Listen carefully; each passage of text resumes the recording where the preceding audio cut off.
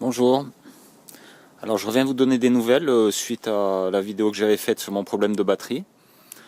Donc déjà, premièrement, je remercie monsieur Laurent Colas, qui a une très bonne chaîne, qui a relayé l'info sur sa chaîne, donc qui a permis d'avoir des avis, parce que moi j'ai assez peu d'abonnés.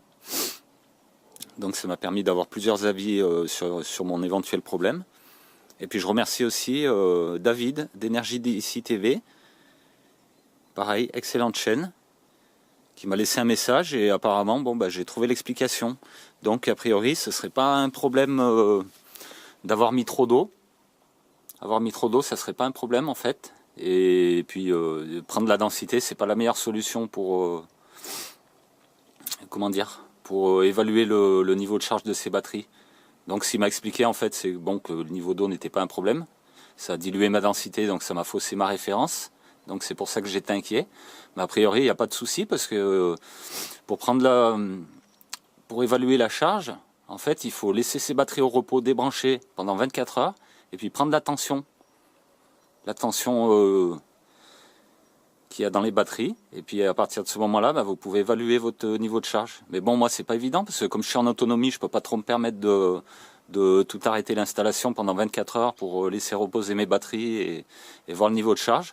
Donc ce que je vais faire, je vais prendre sûrement, je vais acheter un moniteur, on appelle ça un moniteur de batterie.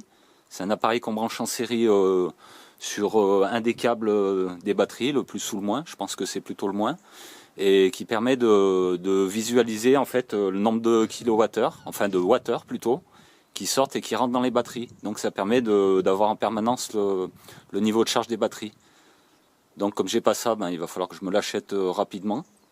Et ça me permettra au moins de pas me faire des frayeurs sur mes batteries. Parce qu'en fait, il y a un mois, je les avais débranchées, puis je les avais laissées au repos, pas 24 heures, mais pendant 16 heures. Et en fait, la tension que ça m'indiquait, c'était que en fait, elles sont parfaitement pleines. Donc en très bon état. C'est juste que comme j'ai toujours trop d'eau, ça me perturbe ma lecture de densité. Donc ça, je vais arrêter de le faire. Hein. C'est inutile. Hein. Je vais juste vérifier mes niveaux de temps en temps.